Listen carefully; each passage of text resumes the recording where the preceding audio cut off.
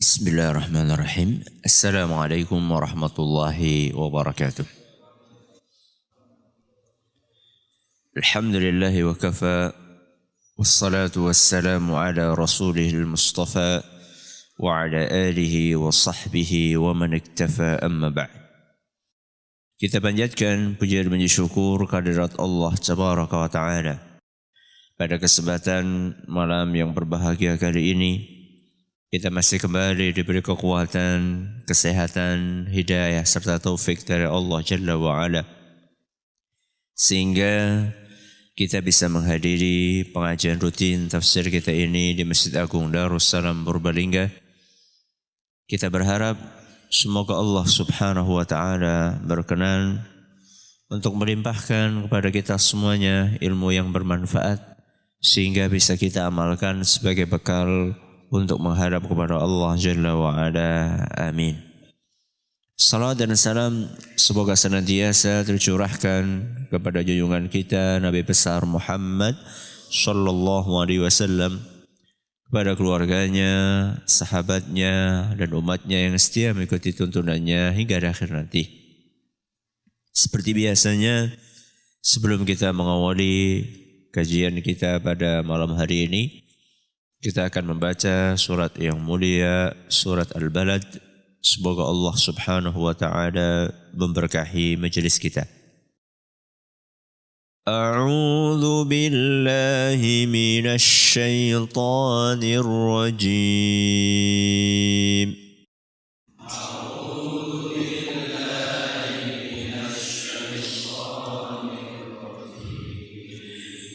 بسم الله الرحمن الرحيم.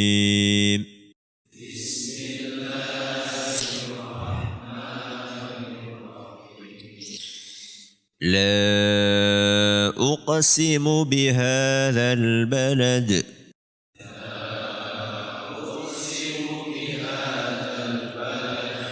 وأنت حل بهذا البلد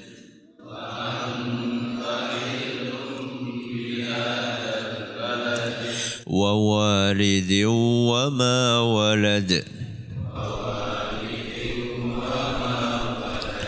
لقد خلقنا الإنسان في كبد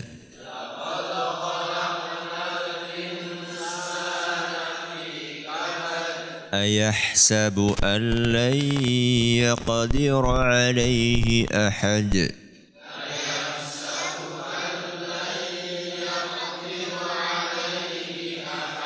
يقول أهلكت مالا لبدا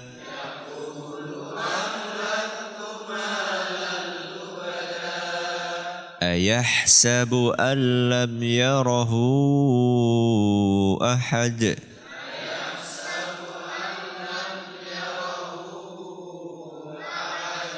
ألم نجعل له عينين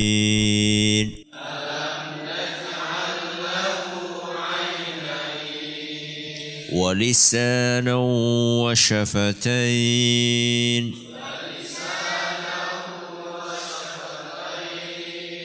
وهديناه النجدين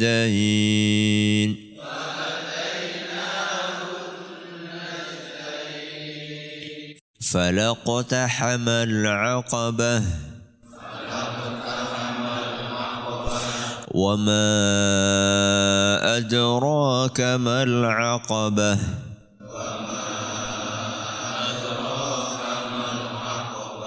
فك رقبة أو إطعام في يوم ذي مسغبة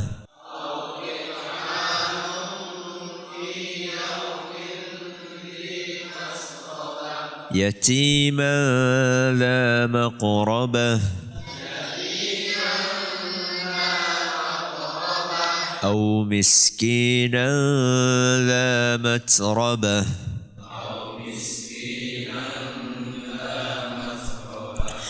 ثم ثم كان من الذين آمنوا وتواصوا بالصبر وتواصوا بالمرحمة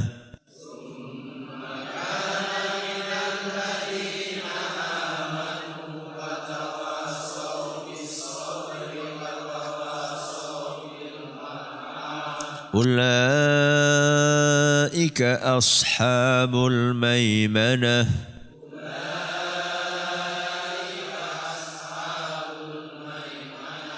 والذين كفروا بآياتنا هم أصحاب المشأمة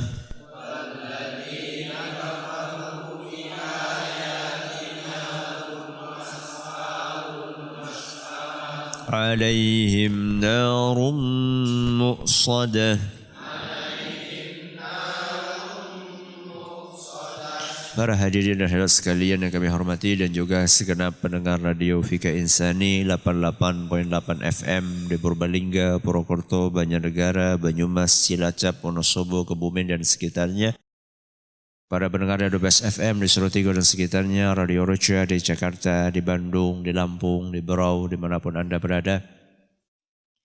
Kemudian para pendengar radio-radio dakwah lainnya dan juga para pemirsa Roja TV dan Yufi TV yang semoga senantiasa dirahmati oleh Allah Azza wa Jalla.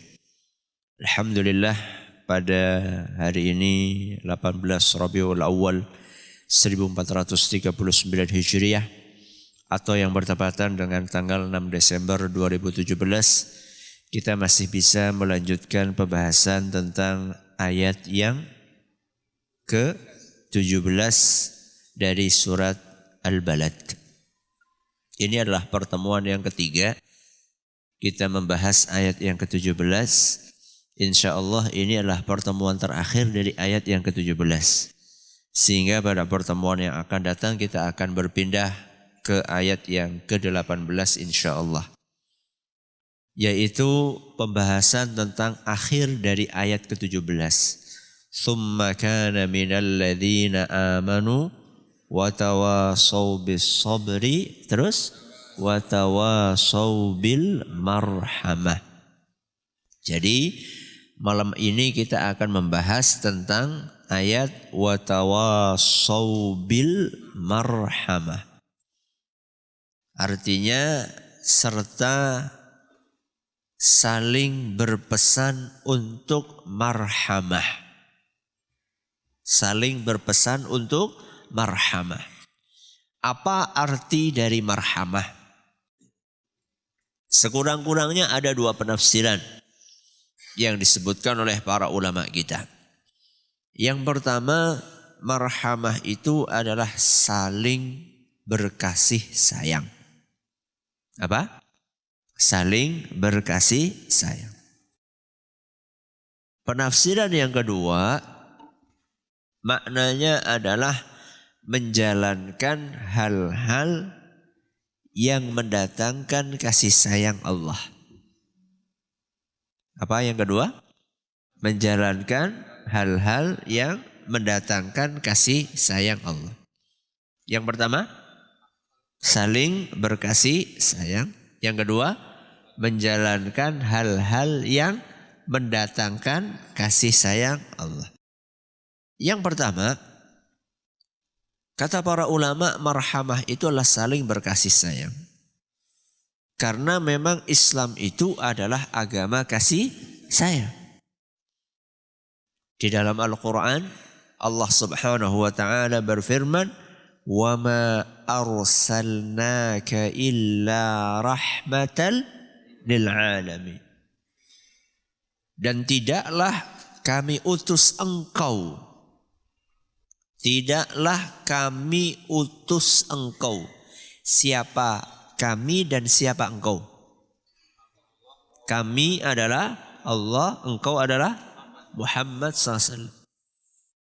Jadi tujuan Allah mengutus Nabi Muhammad SAW adalah rahmatan lil alamin. Rahmat buat alam semesta. Apa rahmat?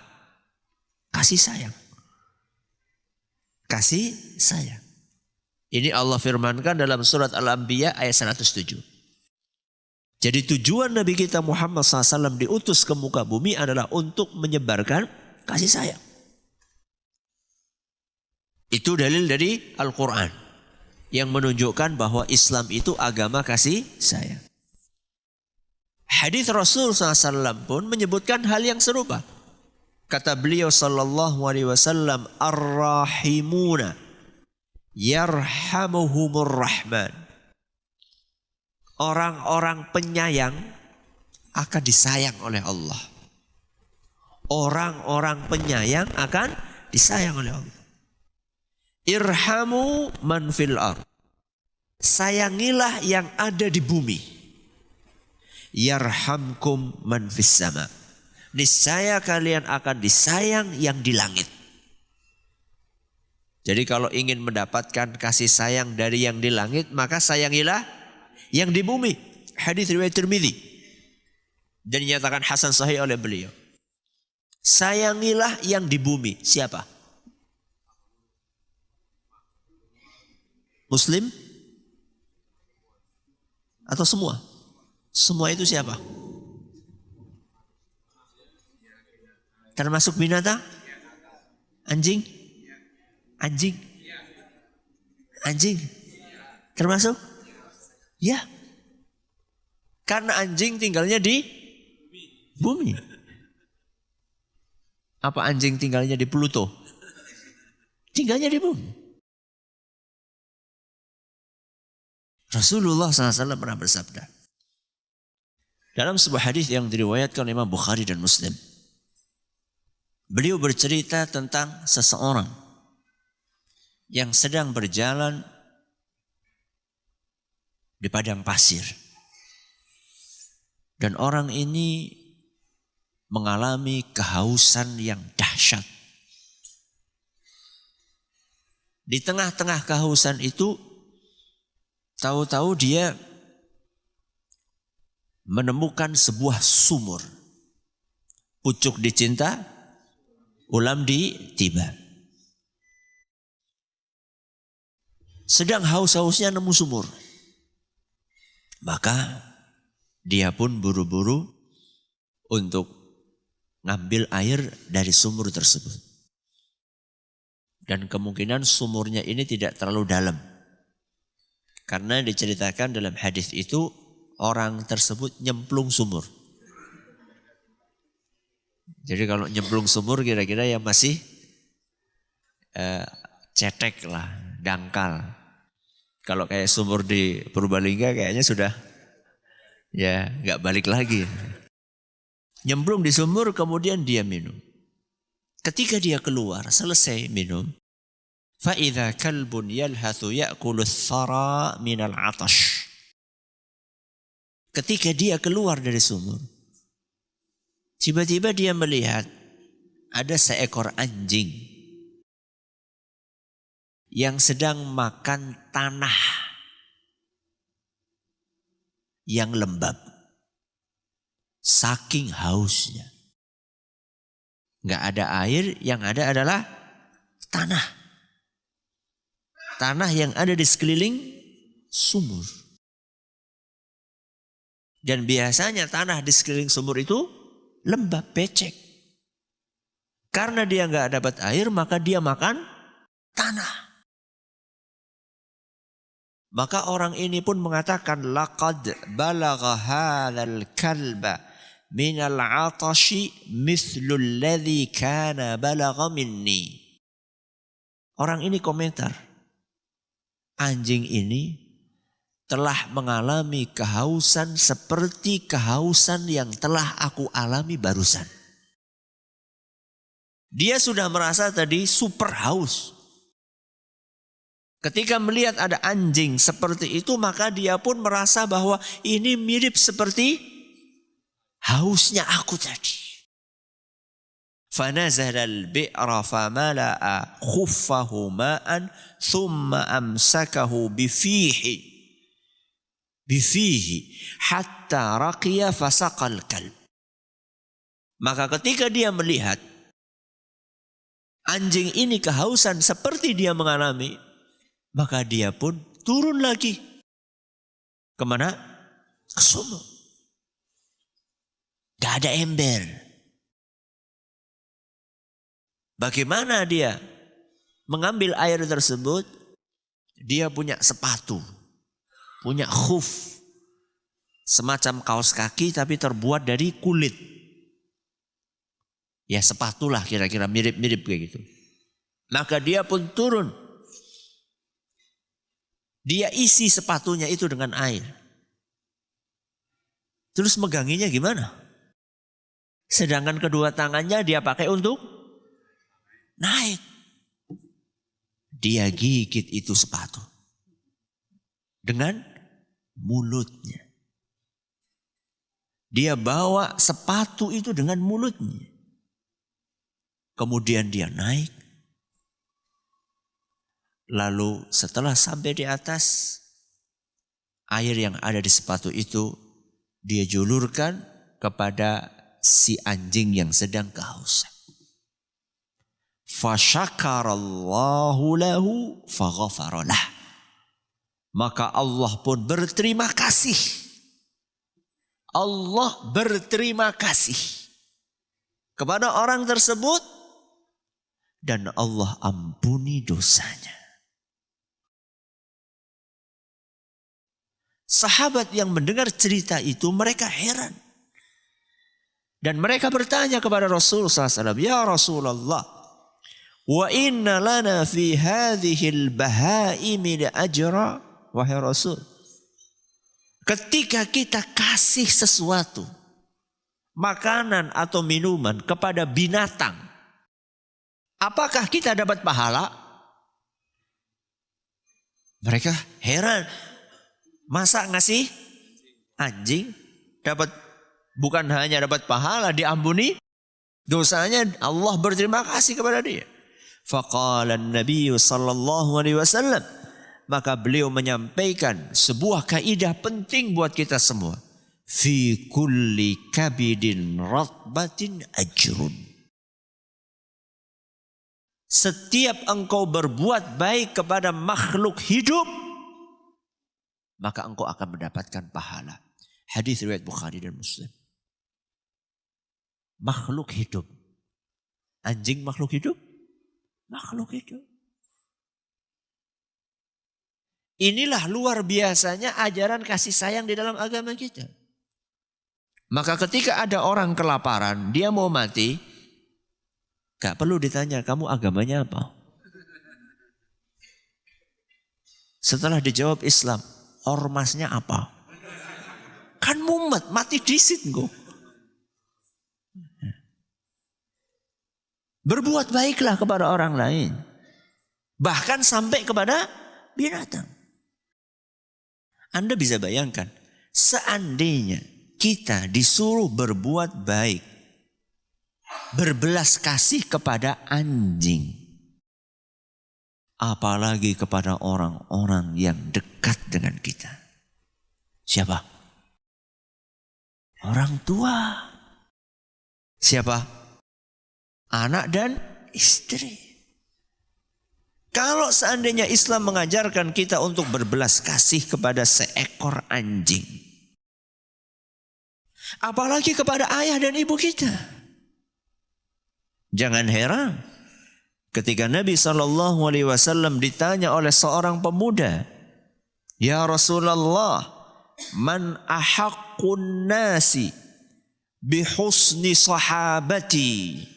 Wahai Rasul, siapakah manusia yang paling berhak untuk aku baik? Siapakah manusia yang paling berhak untuk aku sayangi? Pertanyaannya tentang manusia yang paling berhak. Bukan berarti bahwa yang lainnya itu tidak berhak. Jangan sampai disalah pahami. Orang ini sedang bertanya, kalau seandainya ada 1, 2, 3, 4, 5, 6, 7, 8, 9, 10 manusia. Dari 10 manusia ini semuanya punya hak untuk kita baiki. Tapi yang paling besar haknya siapa dari 10 ini? Maka Nabi SAW pun mengatakan ummak. Apa ummak? Ibumu. Jadi yang paling berhak untuk kita sopan santuni, yang paling berhak untuk kita tutur kata lembuti, yang paling berhak untuk kita unggah-ungguhi, siapa? Ibumu.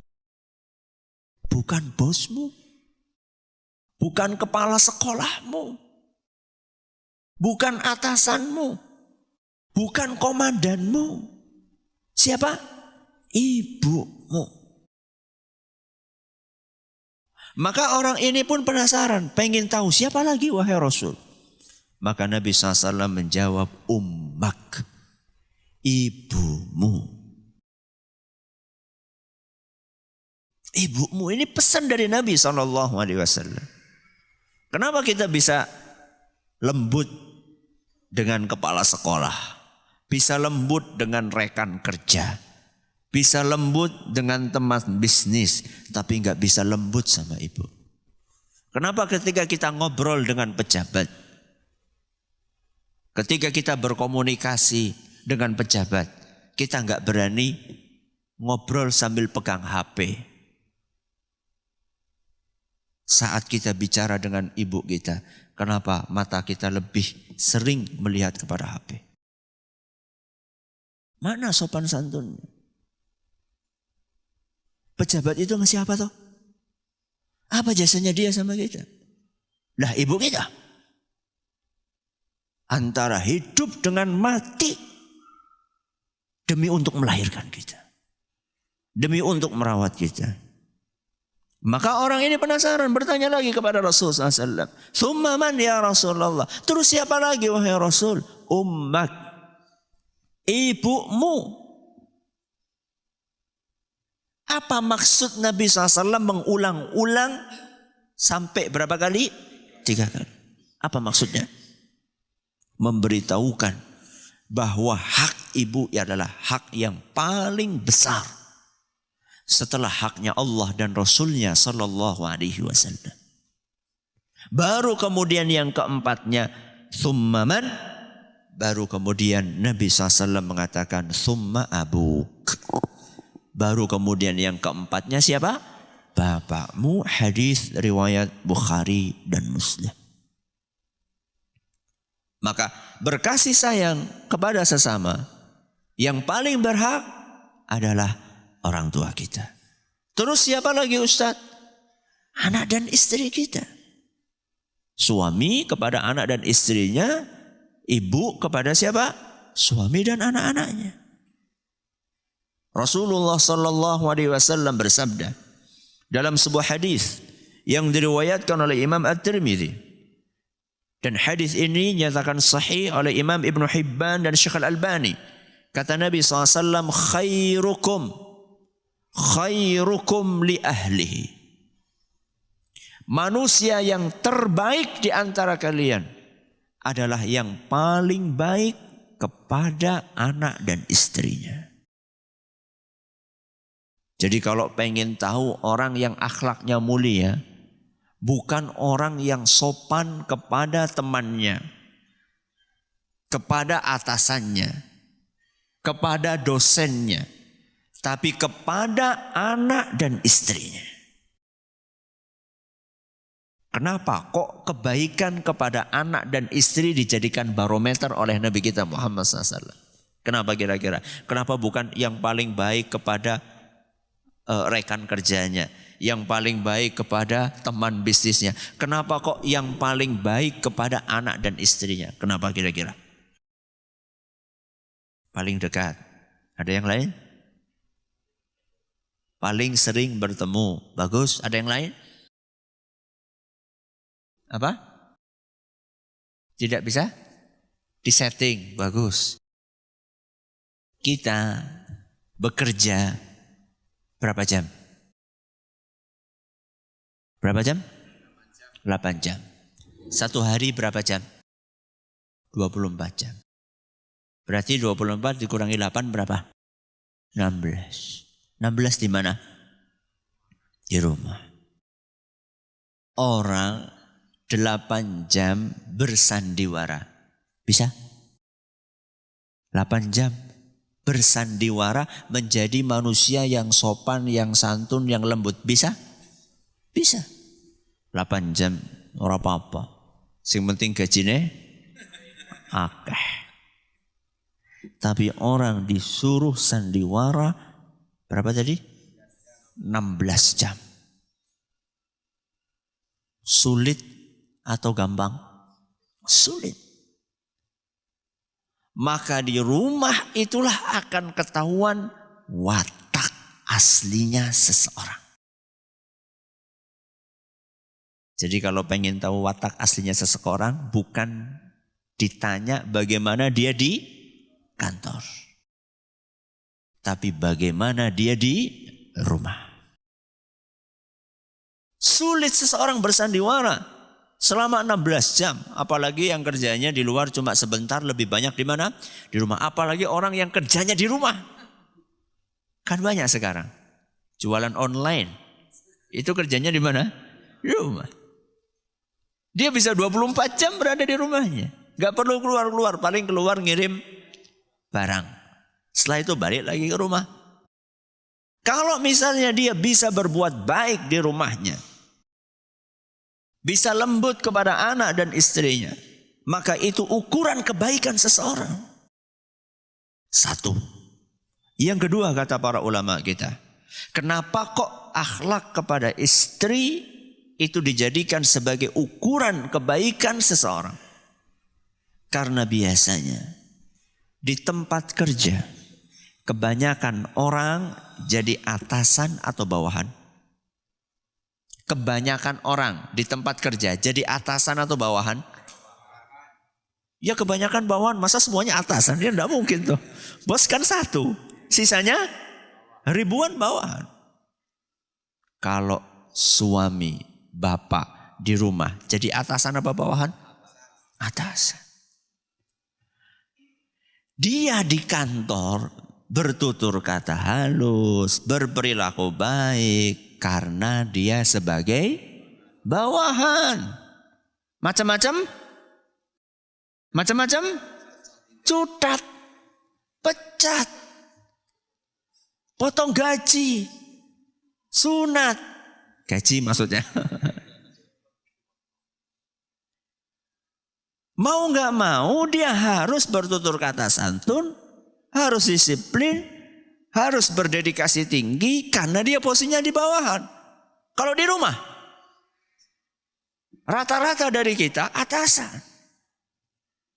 Kalau sebagai atasan bisa berbuat baik kepada bawahannya, kepada anak dan istrinya, berarti orang ini betul-betul baik. Dan baiknya asli. Pakai shot. Asli bawaan. Bukan baik sandiwara. Makanya nggak usah terkagum-kagum ketika ngelihat sinetron. Ya. Ya Allah, andaikan suamiku kayak artis anu. Aduh. Yang ibu-ibu juga sama. Maaf, yang bapak-bapak juga sama. Andaikan istriku kayak artis fulanah. Yang taat, patuh. Yang tutur katanya lembut. Kata siapa? Neng film. Film dipercaya. Itu semuanya settingan. Akan ketahuan aslinya di mana? Di rumah. Wah, bojoku jadi orang ayu ya. Kayak siapa? Kayak bintang film anu. Lawong dandan. Itu kerjaannya itu dandan.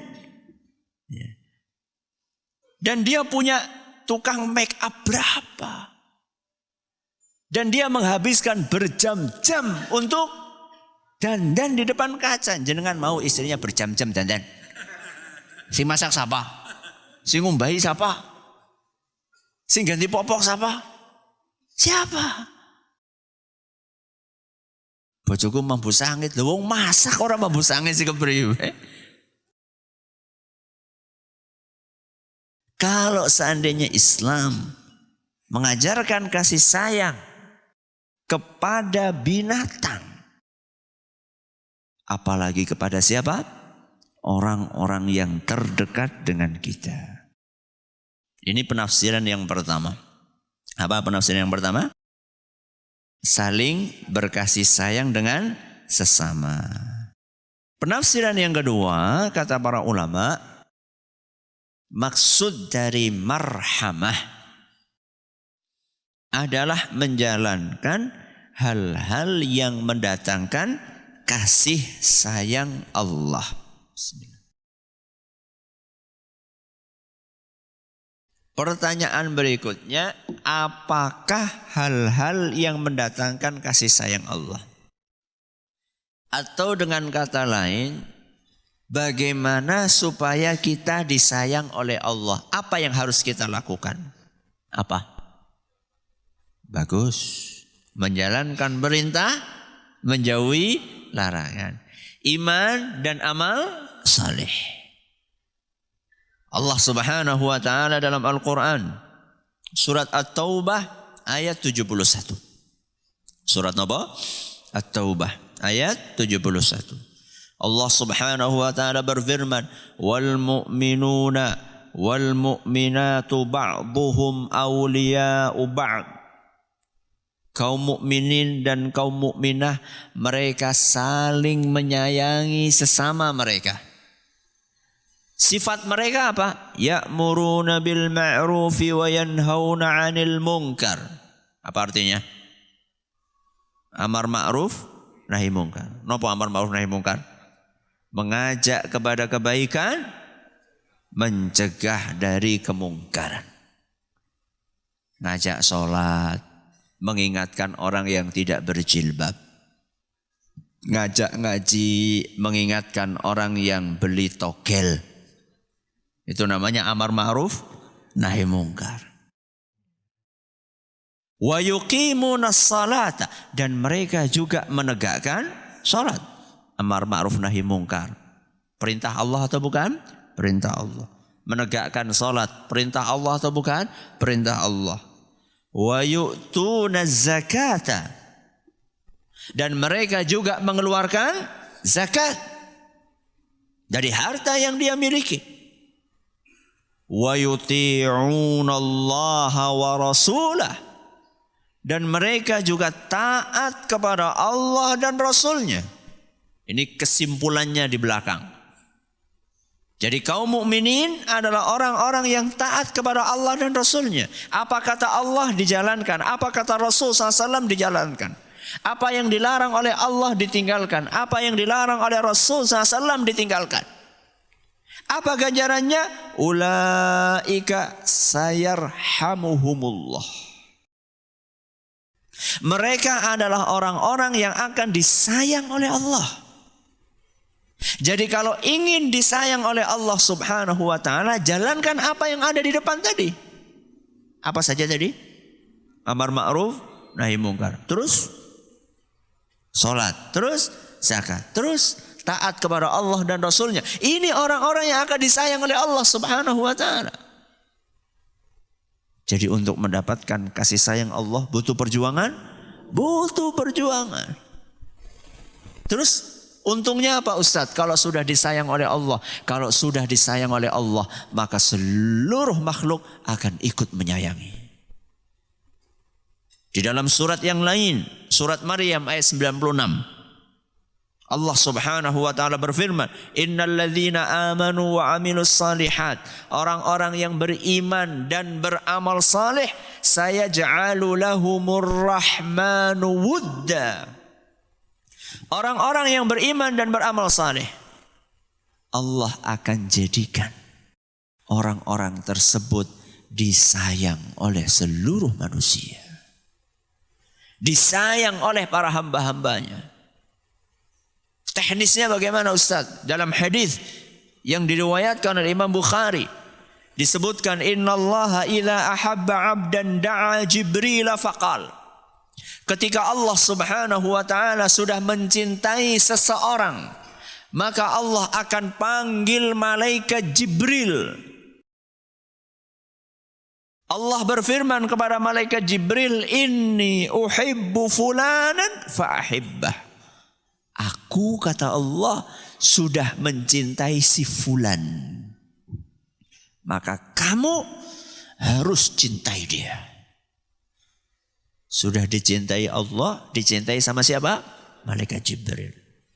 Begitu malaikat Jibril mendapatkan mandat dari Allah Subhanahu wa taala untuk mencintai fulan, maka malaikat Jibril pun memanggil penghuni langit. Siapa penghuni langit? Para malaikat. Pinten jumlahnya? Wallahu a'lam. Yang tahu jumlahnya cuma Allah. Apa kata malaikat Jibril kepada penghuni langit? Innallaha yuhibbu fulanan fa'ahibbuh. Sesungguhnya Allah Subhanahu wa taala sudah mencintai si fulan. Maka kalian semuanya harus mencintai si fulan. Patuh mereka semuanya? Langsung. Malaikat itu enggak pakai nanti. Enggak pakai lama, GPL. Ya. Enggak pakai nanti, enggak pakai lama malaikat. Enggak banyak protes. Apa kata Allah, apa kata Rasul SAW, apa kata malaikat Jibril, mereka langsung patuhi. Ya. Fayuhibbuhu ahlus sama. Maka si fulan itu dicintai oleh seluruh penghuni langit. Thumma yudha'u lahul qabulu fil ard. Sudah dicintai Allah. Terus dicintai malaikat Jibril. Terus dicintai seluruh penghuni langit. Tinggal penghuni bumi. Apa kata Nabi SAW? Maka kemudian dia, si fulan ini, Allah jadikan bisa diterima, disegani, disayangi oleh penghuni bumi. Jadi kalau pengen mendapatkan kasih sayang, disayang, disegani oleh penghuni langit dan penghuni bumi, caranya bagaimana? Taat Allah, taat Rasul SAW. Bukan petantang petenteng. Ya. Bukan berpenampilan serem supaya ditakuti, disegani. Bukan. Akan tetapi jalankan perintah Allah yang kaitannya dengan hablum minallah, dan jalankan perintah Allah yang kaitannya hablum minan nas. Terus kebalikannya, itu kalau Allah cinta kepada si fulan. Bagaimana kalau misalnya Allah benci?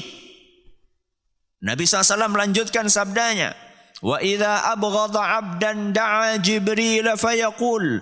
Ketika Allah Subhanahu wa taala marah, ketika Allah Subhanahu wa taala marah, membenci seorang hambanya, maka dia pun memanggil malaikat Jibril.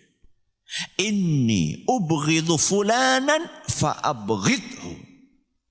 Jibril, aku benci kepada fulan.